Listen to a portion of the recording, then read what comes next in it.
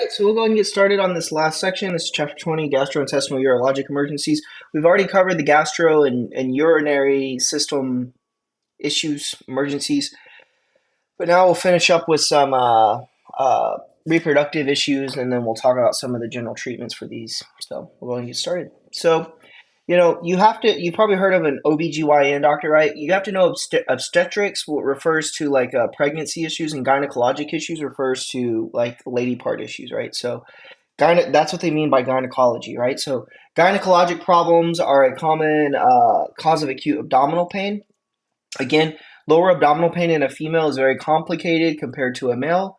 You have a lot more to consider, so do pay attention to that on a vignette. If they say it's a male or a female, that can really change what you're thinking the diagnosis is. So always consider that pain with lower quadrant abdominal pain and tenderness may have a problem related to their ovaries, a fallopian tube, uterus, or D, all the above, right?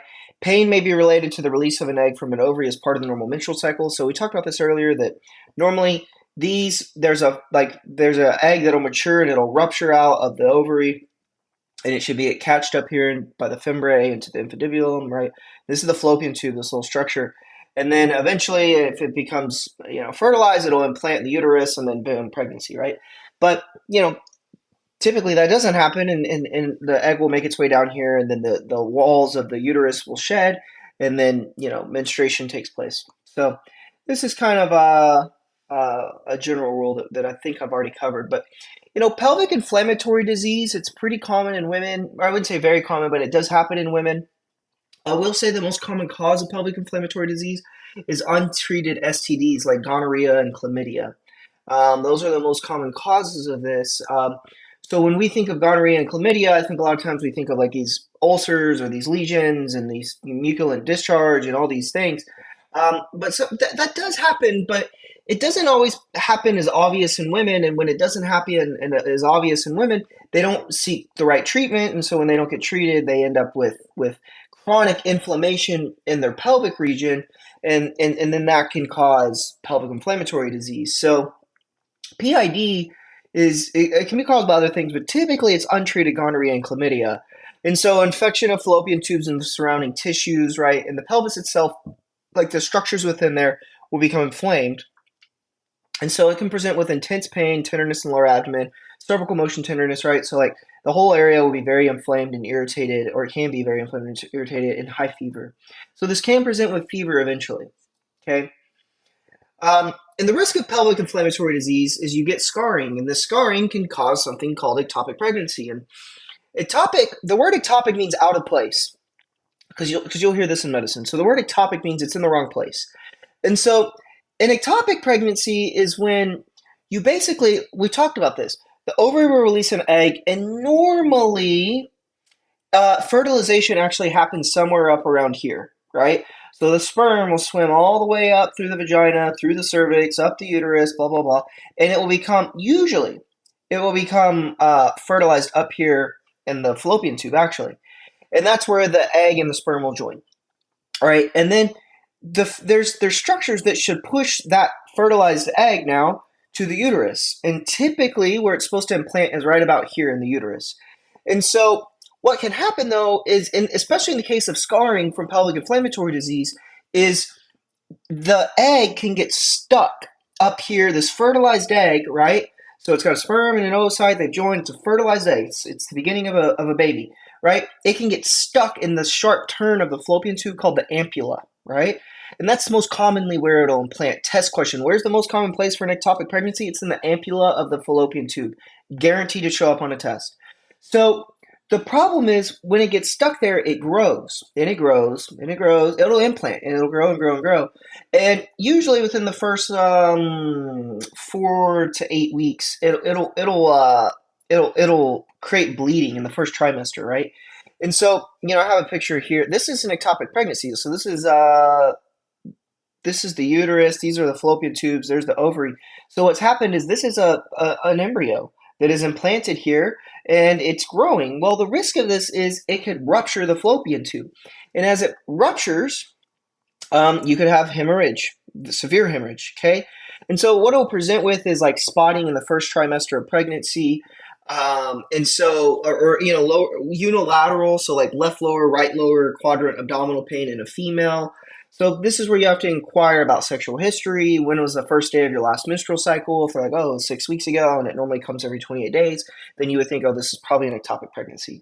Okay, so this just happened. There's a way to get rid of these. You can use a medication called methotrexate if you catch it quick enough, or they'll have to go in there and surgically remove it. Depends. It depends on what they decide to do. Okay, so that's an ectopic pregnancy. You need to know the most common place of implants, ampulla of the fallopian tube. Okay, high differential in lower quadrant abdominal pain of a female of childbearing age who has missed their period. Now, epididymitis, right, and orchitis, these are two different things, but remember the scrotum, or I'm sorry, the testicle is the testicle, right? But then there's the epididymis that sits on it. And so epididymitis, right, is when that becomes inflamed. It can be for a bacterial infection, and this can happen anywhere from a 10-year-old boy to an old man, right? So this can be related to STDs, but it doesn't have to be. So just keep that in mind. It's not always just sexually active men. It can be for a variety of reasons why this can happen. The other thing, so that's epididymitis, right? And so infection will cause inflammation of the epididymis. And so with orchitis, though, that's different. That's actual inflammation of the testicle itself. And so it becomes enlarged and tender and painful, and it could be both sides or one side. It could be unilateral, bilateral, right? And so, the patient will have fever typically with this, and the urine can or cannot, it depends, have a foul odor. But what you'll see in orchitis and epididymitis is when you see testicular swelling, pain, fever, it's one of the two. And so imaging, and there's a few other tests that we do, physical exam tests that you can do to figure out what this is, but it doesn't matter. Pre-hospital environment, supportive care. Okay. Now, priapism is the medical word for erection. It's a persistent erection. It becomes tender. Usually it's more than a few hours of erection. This becomes painful. So there's several treatments to fix this. There's a lot of reasons this can happen, but it can result from diseases like leukemia and tumors, a blunt perennial trauma, spinal cord injury. Remember, a neurogenic shock. The patient can present with priapism. Remember, the parasympathetic nervous system is responsible for erection, so that's why that happens. Use of cocaine, yeah, it can. It's not what you would think of immediately, but yeah, that can happen. Maintain the patient's privacy and do not make assumptions about the cause, because it doesn't matter what the exact cause is in the pre-hospital environment. We just respect their dignity and take them to the hospital. There actually used to be a guy in Weatherford that used to get these pretty often, and we would transport him to the hospital. They stick a needle into the penis to help it drain, and they'll sometimes inject a medication to help with that. So yeah, let's move over here. So let's talk about benign prostate hypertrophy. Okay, BPH. This is very common. More than half the men over the age of 50 probably have some form of this. And so the prostate is a gland right here. So here's the bladder, right? And this is already part of the male urethra.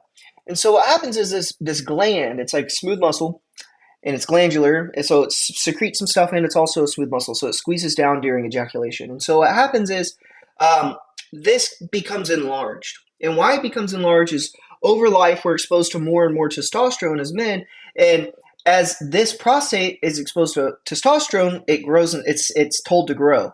And so when it grows, it'll get so big it can pinch on the urethra, this little area right here. So you end up with urinary issues like, right, difficulty starting a urinary flow because the urethra, the tube, is being pinched on this enlarged smooth muscle gland, the prostate, right? Slow, weak urine flow once started, incomplete emptying of the bladder, increased urination at night, urinary retention. So urinary issues in men, especially older men, you should think, oh, it's probably it's a prostate problem, right? Usually, almost always, benign prostate hypertrophy, okay? What is hypertrophy? It's the same number of cells, they just get larger.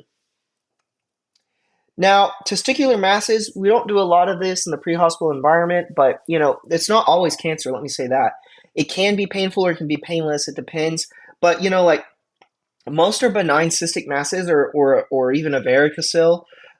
So you could have a cyst on the testicle. You can also have what's called a varicocele, and that's like the pimpiform plexus, like the veins that feed well, I'll show you actually right here.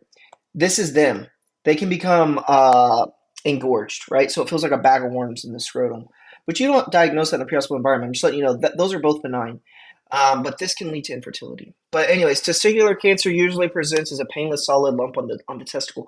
So when they're painless, you really think, oh, this might be cancer. When they're painful, right, like a cystic mass, then you think, this is something else. Okay, like a cystocele or something like that. Now, um, let's talk about this. Is very important to recognize this. This is called testicular torsion. So there's the spermatic cord, and there's some vessels that feed the testicles. Okay, and so what happens is, um, let me just show you.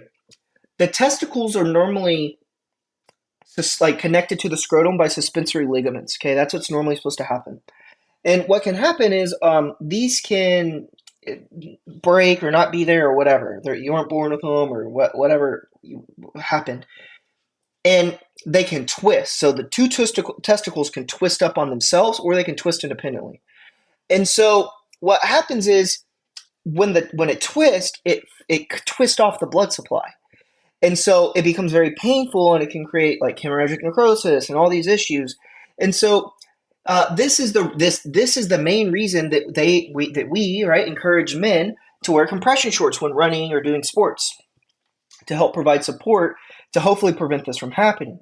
And so it is a true surgical emergency, right? Like they go to the hospital, you figure out that's what it is, they're off to the OR, right? Because you only have about 4 hours before they're infertile, right? They lose the testicle or both of them. And so just be aware that this can happen. Uh, I've seen this in kids. You see this a lot in kids, right? Like little pubescent kid boys, right? You'll see this in them. So just be aware, and so how to present is swelling, pain of the scrotum. Okay.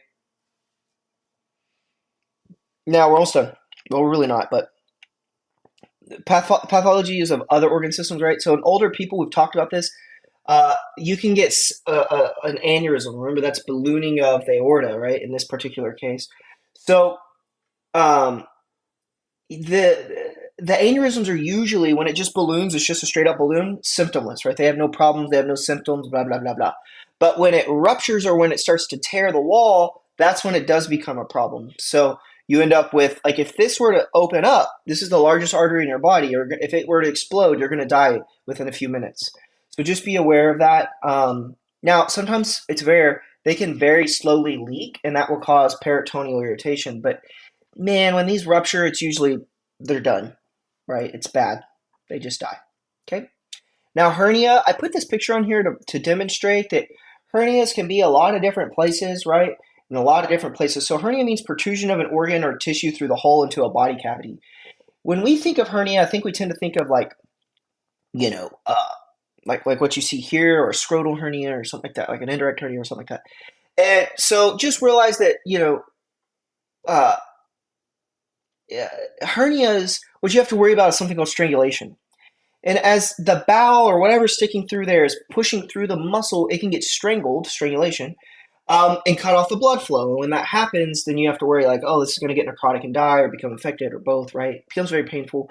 So this is the risk of hernia. So obviously there's people that live with hernias a long time and they have no problem, right? There's fairly little risk if someone can push their hernia back in and that's fine. But we don't do that in the pre-hospital environment. Leave them alone. But what I'm saying is they still need to go to the hospital. But if it sticks out, you can get strangulation. And that's what we talk about here, right?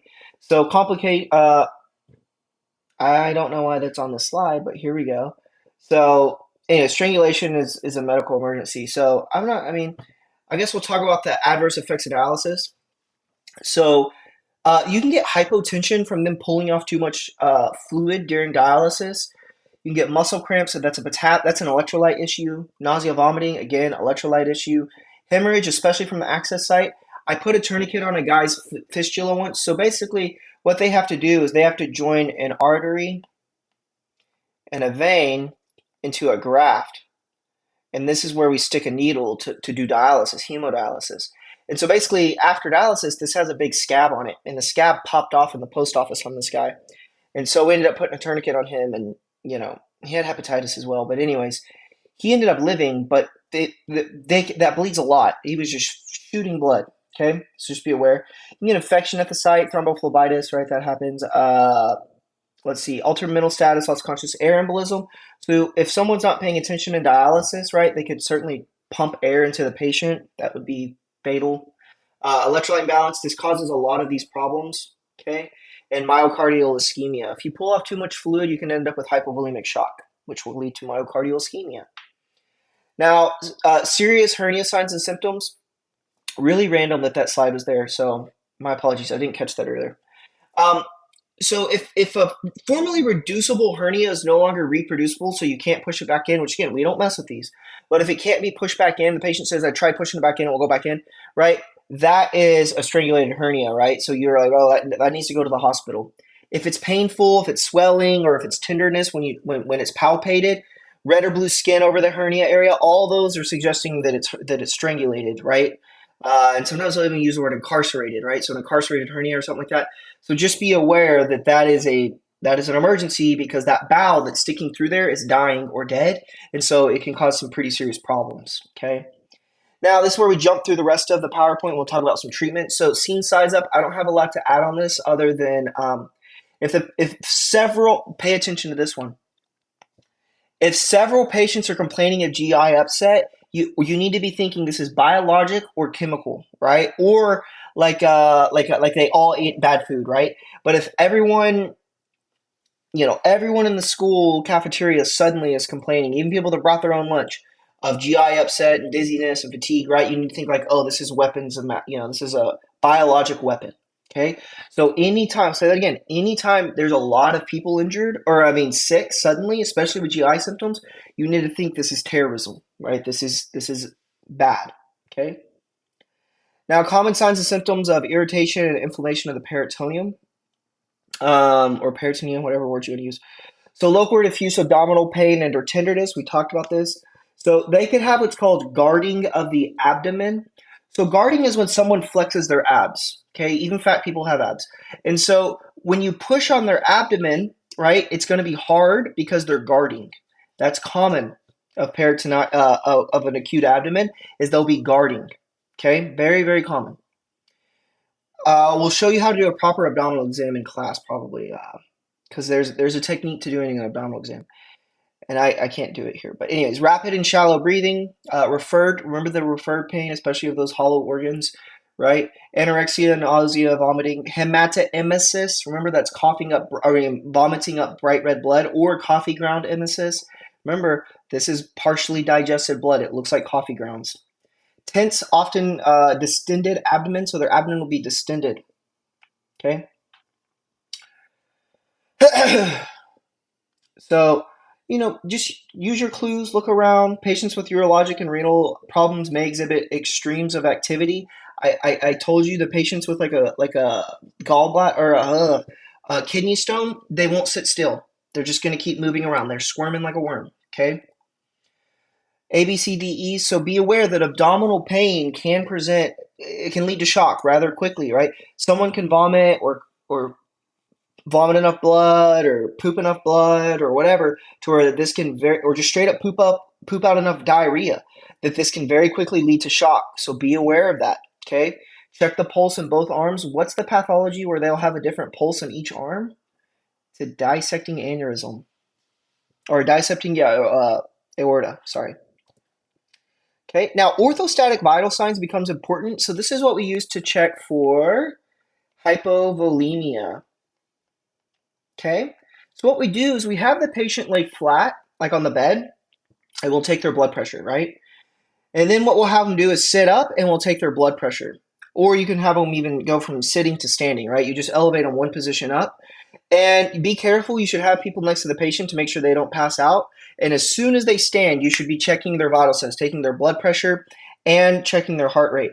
If there's generally a change more than 10 in their pulse rate or their blood pressure, so their pulse goes up by 10 or their blood pressure drops by 10, it's usually positive for orthostatic vital signs. And what's happening is they don't have enough volume within the pump, so their heart rate will increase and their blood pressure drops because they're depleted, they're dehydrated, okay, hypovolemic. So you'll see this in someone who's been losing a lot of fluids, okay? Transport, generally you can transport these patients to almost any hospital, but of course you're going to transport them to the closest, most appropriate facility. Don't have a lot to add on that, okay? All right, so the OPQRST, your history taking, all this, It is wildly important for abdominal pain to figure out what's going on. You need to be asking about past surgical history, past medical history. What medications do you take? When was the last time you ate, right? All these things that you got to start figuring out and putting together. Okay, has this ever happened before? Does anything make it better or worse? You know, all of that. So, have you ever talked to your doctor about this? Now, this table talks about things that I've described, but I'll jump through them real quick, right? Remember, this is tested. Visceral discomfort is the hollow organs, right? So it's difficult to localize. Those organs are not well innervated, so it can be very like gnawy, achy pain, right? It's usually it's difficult for them to say this is where it is. Okay, now the parietal pain or rebound pain, this is a little bit more easier to localize. So they'll say, no, it hurts right here, right? Like they can point to where the parietal rebound pain hurts, okay? Usually you'll see this with peritonitis. This is why patients will point to the right lower quadrant and appendicitis eventually, right? Somatic pain, this is, um, localized pain usually felt deeply, right? And this is just irritation. This is just the normal pain you feel, right? Irritation to or injury to a tissue causing activation of peripheral nerve tracts. This is like the majority of pain that we feel. Referred pain, remember, this is like pain that originates somewhere else, but it's felt somewhere else, right? So pain in my gallbladder, my right upper abdominal quadrant, I don't really feel pain there, but I feel it in my right shoulder. That's referred pain, okay? Same thing with chest pain, right? Patients will feel it up in their jaw and their arm. That is referred pain, right? It's their heart that's causing the pain, but they're feeling it up in their jaw and their arm. Take your sample history. We need to ask about, again, nausea, vomiting, change in bowel habits. How many? What did it look like? Right? Urination. How many? What did it look like? Weight loss. Have you been passing gas? Have you been farting? Have you had more bowel movements? Does it hurt when you defecate? Does it hurt when you urinate? Those types of things. You just got to start asking questions. If the chest pain is reported, use OPQRST. You could ask females about the last menstrual period. Remember how we asked that for females is when was the first day of your last menstrual cycle? That's how we ask that, okay? Should be roughly according to books, it should be every 28 days. Men in the room, I will have you know that it's typically not every 28 days, but it should be supposed to be every 28 days, okay? Never give anything by mouth. We don't do this in the pre-hospital environment, but it's very important that you encourage the patient to not eat. A lot of abdominal complaints are surgical, and so you want the patient to not be eating if they're going to do any type of surgery, especially abdominal surgery, okay? So you can use information, obviously, surrounding you, right? Patients with peritonitis usually have abdominal pain. I've covered that, right? Just use your symptoms. I don't have a lot to add on this. Some of these are so obvious, they're embarrassing, right? This is how we assess the abdomen, kinda, right? But let's say someone has right lower quadrant abdominal pain. You don't just go immediately pushing on the right lower quadrant. You want to start in the opposite corner, and the side that they're complaining of is the last section you palpate. So I'll say that again. If someone's complaining of right lower quadrant abdominal pain, the last section you touch is the right lower quadrant. Because the second you touch that, if they start guarding, they're not going to stop guarding, so you can't complete your exam. So start gentle, feel, right? And the thing is too that I think that people don't realize is sometimes you can actually feel organs, right? So be thinking, I'm in the right lower quadrant. What should I be feeling? You might feel some bowels, right? But if you feel a big old mass, right? Or, something like that, that's a problem. So keep in mind, you are palpating to elicit a pain response if necessary, but you're also examining, right? You're trying to feel, right? You're examining the patient, okay? And there's notes, right? The patient's guarding, the patient has rebound tenderness, the patient refused that portion of the exam, whatever. So just be aware of that. Generally, you want to start gentle, and you can get more firm and deeper with your exam as it goes on.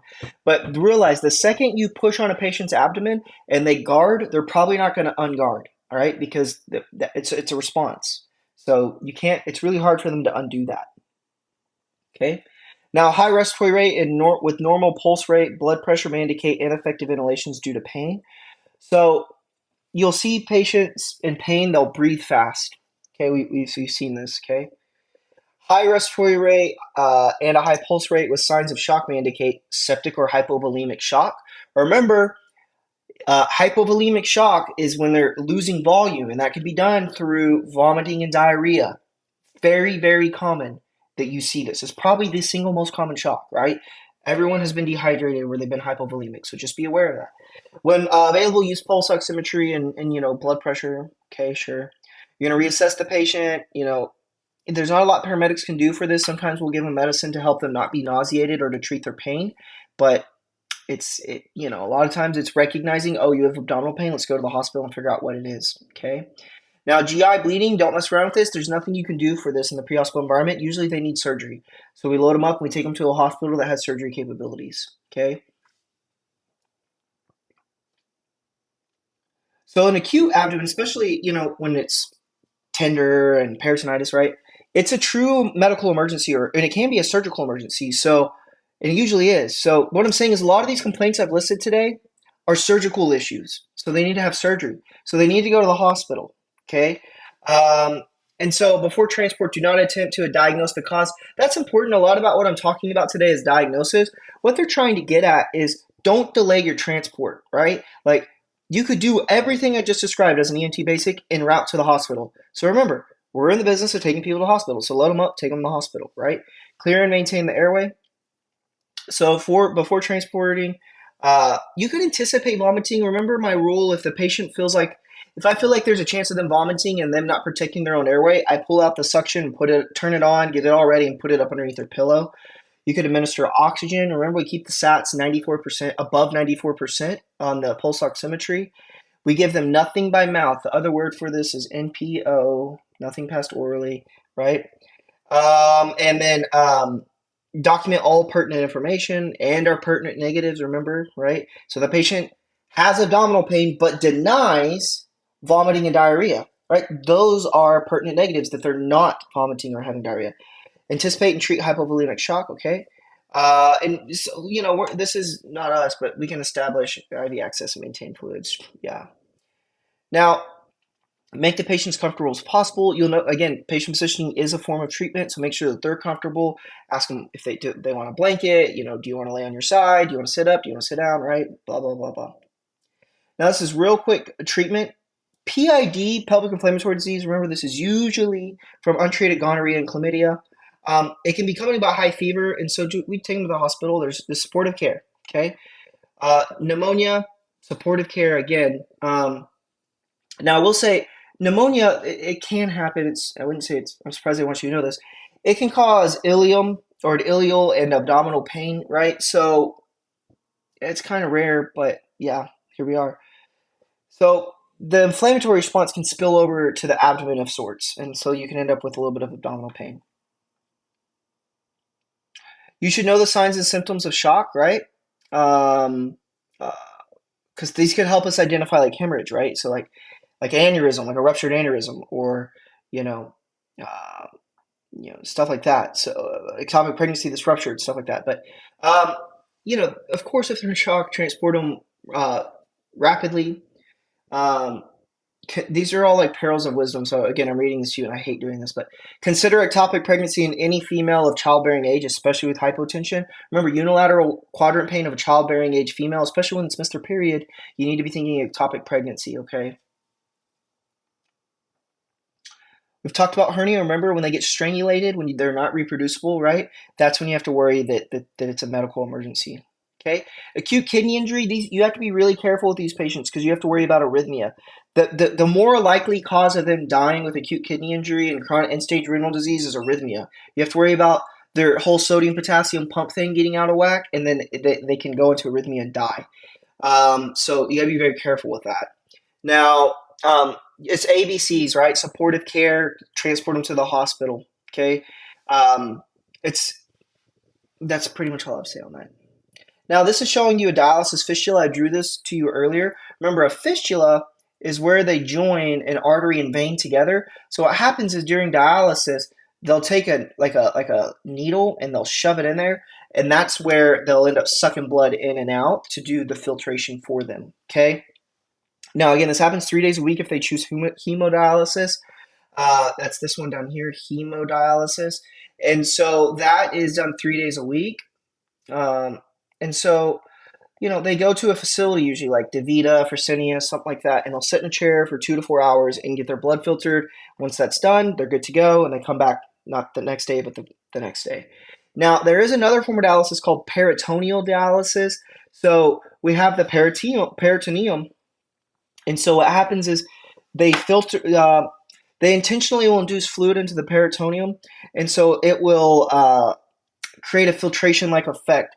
Now, I will say peritoneal dialysis, it's a lot more rare, and it's rare, right? And then it is done 7 days a week. It's done every day. And it's done at night when they sleep because it takes like 8 hours. So the patient has to be hooked up to a machine, so they do this while they sleep.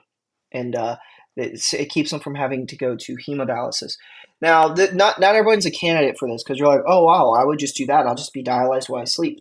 Well, not everyone's a candidate for that. So there's not a lot of people that get that peritoneal dialysis. You'll see it, but it's not as common because you just have to be like, there's criteria. Not everybody qualifies. We've talked about this. I'm not going to read that to you again. So if the patient misses dialysis treatment, you have to worry about, again, those arrhythmias. You really have to worry about that. That will kill them. You could also worry about edema, pulmonary edema, peripheral edema, weakness, right? So the blood pressure issues, okay? Sudden drop in blood pressure is not uncommon during or after the dialysis procedure. So you got to be careful. Like you'll get called for syncopal episodes quite often at the dialysis center where the patient stood up after dialysis and fainted, right? Or like a fall or something like that, syncope, fall, unconscious person. It's usually orthostatic hypotension where they don't have enough fluid in the pump. They pulled off too much during dialysis. Remember, in dialysis, they're pulling off toxins and fluid because the kidneys aren't working. And so what happens is the patient will stand up and they weren't prepared for that, and then boom, they'll fall and be unconscious or go into cardiac arrest. Like a lot of things can happen. So you get called to the dialysis center pretty often. These are sick patients, right? Chronically ill. And so if the patient receives dialysis, right, of course, ABCD, be aware that these shunts can leak externally and up underneath the skin. So look for like bruising and bleeding up underneath the skin. That's rare, but it can happen, okay? A lot of times they'll have urinary catheters. Now, I will say this is rare actually, but a lot of times their catheters will have no urine in it or very little. Why is that? Their kidneys have failed. So they're not going to be producing a lot of urine because the kidneys produce urine. And when they're not working very well, they don't produce a lot. So that can happen, okay? Now, if you have a patient that has, let's just say chest pain, right, or abdominal pain, and they happen to be a dialysis patient, and you want to generally transport those patients to a hospital that can do dialysis. So don't take them to a freestanding ER, right, or a small rural hospital. They can't do dialysis because they're going to get transferred if they get admitted because they still have to have dialysis. Doesn't matter if you're in the hospital, still going to be dialyzed Monday, Wednesday, Friday, Tuesday, Thursday, Saturday. So that's the rules on that. This is what I was talking about, disequilibrium syndrome. Remember, equilibrium is in balance, right? So this is saying you're out of balance syndrome, disequilibrium syndrome. And so water initially shifts from the bloodstream into the cerebrospinal fluid, right? Mildly increasing intracranial pressure, okay? And so you can end up with an increased ICP because of this shift that's taken place because of dialysis. And what you end up with is headache, nausea, vomiting, confusion, right? After a few hours, the fluid should re-equilibrate between the blood and the CSF. But if not, then obviously they're going to be with nausea, headache, vomiting, and confusion, and they need to go to the hospital. So just be aware that exists. Okay. Air embolism. I've talked about this a little bit earlier. This is the last slide. So remember, in dialysis, they're hooked up to a machine, and so if that tubing or the machine or the nurse improperly primes the tubing or whatever happens, if you end up with air within the circuit, you'll pump air into their blood. And so you could kill someone by that way, and it's called an air embolism, okay? Loose fittings on the connections or whatever can cause this. So basically how it'll present is sudden shortness of breath, hypotension, and cyanosis. What's cyanosis, right? Bluish color of the skin. And so basically the patient would need to be disconnected from the machine because it has failed them, right? It has created an error, and lay the patient in a flat supine is on their back, flat supine position, and transport them immediately. You don't want them to sit up. There's thoughts that it could help the embolism travel, okay?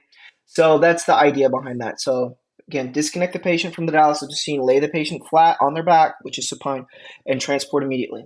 Okay, that's it for this chapter. I know that's a lot. It's overwhelming. It's a lot to try to teach. So if you have any questions, let me know. In class, we're going to go over abdominal exam and really even flank exam and all these exams that we're going to do, because I think this is one of the more difficult ones to do that has a lot of value. If you're really good at abdominal exam, you can figure out diagnosis is a lot quicker. So, all right, that's it. I appreciate y'all's time.